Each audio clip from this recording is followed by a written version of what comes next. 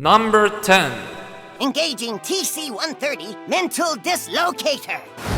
Although not constantly present in every single meta game, this little guy pops up every now and then in some kind of a meta deck. That's why it's solo at this list. A 3-mana 3/3 card that has the ability to completely swing the tempo in your or your opponent's favor is really frustrating to play against, especially if you don't play around it. The most recent deck that was running this card was Quest Shaman, and we saw how devastating this card can be with double Battlecry trigger. Blizzard definitely made the right move and recently removed it from the arena, and I believe it could be the time that this little guy leaves the standard format. Not the most necessary Hall of Fame candidate, but certainly a likely one.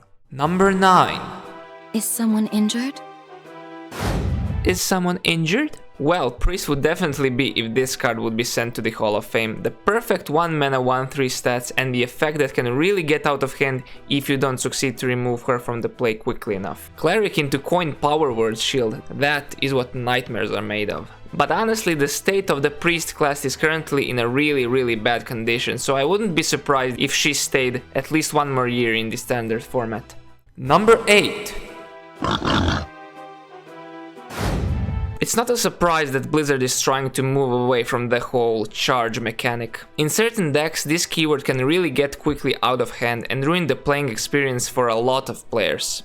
Let me remind you that the last charge card that was printed was way back during the Knights of the Frozen Throne expansion, back in 2017 with the 4-mana 3/2 Chillblade Champion. If we ignore the Dino Tamer Bran, which is basically a 7-mana King Crush. Rush mechanic is way healthier for the game, and Blizzard recognized that and started to replacing charge with it, and printing way more rush cards with each new expansion. That's why I think the little piggy could be on the radar for becoming a Hall of Fame card. Its low mana cost opens up so many obnoxious combos and one-turn kill potentials, which can be really unhealthy for the state of the game. Recently we saw how terrifying it can be in combination with cards such as Necrim Apothecary or Anubisat Warbringer in the Death Rattle Rogue, which required a fast reaction from Blizzard and nerfing the deck. Not the last charge card on the list, but definitely strong enough to take number 8.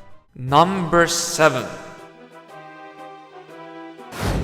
Ah yes, the 2-mana single target removal, wonderful. Sap is one of those cards that before your opponent plays it, you keep repeating to yourself, please don't have Sap, please don't have Sap. After you put a big guy on the board and make a tempo advantage, and when they play it you throw your monitor out of the window. This card can sometimes be really frustrating to play against, and it's definitely one of the reasons that Rogue is being a dominant force for many metagames in the past. The fact that this card is not higher on my list is that Rogue wouldn't be Rogue without Sap, if you know what I mean. Same thing goes with cards such as Backstab and Eviscerate. They are the part of the Rogue identity, and moving them to the Hall of Fame could really hurt the Rogue in the long run. A slight nerf to 3 mana would be a lot better in my opinion, but for now it takes number 7 on my list. Number 6. I simply couldn't break these two cards apart. They're like peanut butter and jelly, you can't have one without the other. These two have similar problem like the previous mentioned Northshire Cleric. They can be super oppressive and strong in the decks built around them and enable so much OTK potential. Latest combo Priest with the addition of High Priest Ahmet and Wall Priest are some of the recent evidences of the power level of this devastating duo. But as I said previously, Priest class is in very poor condition right now, and removing one of these two could be fatal for its existence. I'm afraid that Priest needs some serious changes and vast redesigning in the near future in order to stop being the laughingstock of the Hearthstone world. I'm eager to find out what will Blizzard do with our boy Anduin in the future. Number 5. I have a feeling that this card has gone under a lot of people's radar. This spell has been in almost every Hunter deck in the recent couple of years. The amount of burst damage this card can provide in combinations with cards like Timberwolf or Kill Command, or the tempo swing it can provide if you choose Trade in all the doggies, is absurd. I know this card had a rough time since the release of the game, getting changed for like 2 or 3 times, and still being almost present in every Hunter deck is really insane. It also matches perfectly with the things I said earlier about the whole charge mechanic. Not to mention that the Hunter as a class has been dominating for the past few expansions, being at the top of the metagame with an exceptional deck win rates. I believe the time has come for this card to leave the standard format and join the Hall of Fame for good. Number 4. It took me a long time to decide which one of the giants should I put on this list, but at the end I decided to put the one that you cannot really play around, unlike Sea Giant. Mountain Giant is in most situations a 4 mana 8/8, sometimes even a 3 mana 8/8, and I don't have to tell you that's pretty busted. In the past years, Warlock usually managed to cheat out this guy pretty early on the board, but during the past few metas we have seen Mage doing pretty disgusting stuff with Mountain Giant, in combination with cards like Conjurer, Squalling, Khadgar and Book of Spectres. Basically, if your opponent played Giant on turn 4 and you couldn't clear it, you would pretty much lose the game in most cases. We don't have a 3 mana big game hunter anymore, Blizzard, come on. Similar story was with decks such as Evenlock or the old Handlock in the past. I think it's about time that Mountain Giant joins his elemental friend Molten Giant in the Hall of Fame. Number 3. I bring life and hope. Even though her latest counterpart is definitely more popular in the current metagame, the old Alex is definitely a worthy candidate for the Hall of Fame. Throughout the history of Hearthstone, this card saw a ton of play. It was basically an auto-include in most of the combo decks, OTK decks and in a lot of control decks. Lowering your opponent's health by half or increasing your own by the same amount is a really strong effect. Maybe too strong for the card that is part of the classic set, which stays basically forever in standard mode, if something doesn't change in the future, of course. The Dragon tag is also very relevant, especially during the expansions like the latest one. Long story short, her effect can very often enable some uninteractive OTK possibilities, and seems like with the past few expansions, Hearthstone is trying to shift to more minion combat oriented gameplay and move away from printing a lot of combo and OTK oriented cards. Despite being one of the community's more beloved cards from the game's beginnings, I think it could be the time for this card to enter the Hall of Fame.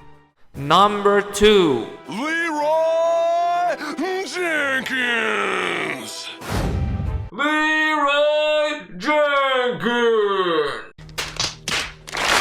The ultimate finisher, the meme that became a legend, and also one of the most played cards in the history of Hearthstone, if not the most played one. Possibly the strongest classic set legendary. This card costed 4 mana in the past, can you believe that? An auto-include in pretty much every aggressive deck. With each new expansion there is always a new combo deck that is oriented around OTKing your opponent with Leroy in combinations with various other cards. It also proved to be a good addition from time to time in some non-aggressive decks and classes like Priest. All the other facts that I previously mentioned about the charge mechanic when I talked about Stone Tusk Boar also apply to this card. Charge is being gradually replaced by Rush, and I'm pretty sure that all charge cards will eventually be sent to the Wild format. When we specifically talk about Leroy, the community has been eager to send this card to the Hall of Fame pretty much for the last 2 years or so. I am aware that all the aggro archetypes will severely suffer if this does happen, but we'll have to see if Leroy will manage to survive another year in the standard format. Let's wait and see.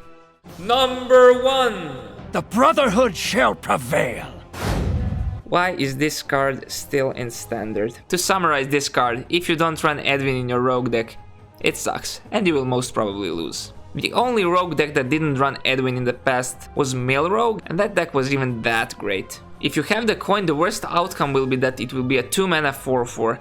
That's Millhouse without a downside. And not to mention that this card can escalate very quickly and become a 3 mana 10/10, 12/12 and even higher in combinations with certain cards. How are you supposed to play around that on turn 3 or 4? Edwin has definitely been one of the most frustrating and most hated cards to play against, and a lot of players are waiting for its trip to the Hall of Fame. Yes, Rogue will be severely handicapped without it, but to be honest, Rogue has been one of the top tier classes for a very long time. And I think it's time to change up the things a little bit. And also, why is this card not a pirate?